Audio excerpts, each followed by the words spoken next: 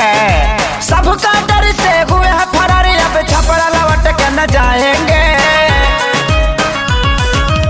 नूनी रोटी खाएंगे, जिंदगी संग ही बिताएंगे। ठीक है,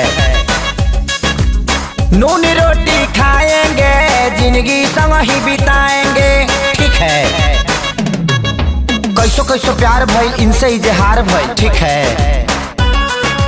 कैसो कैसो प्यार भइल इनसे इजहार भइल। काने काने जाने कैसे गाँव में प्रचार भइल। ठीक है, पंचायत कई बार भइल, थाने FIR भइल। हमारा घर से इनका घर से लाठी लाठी मार भइल।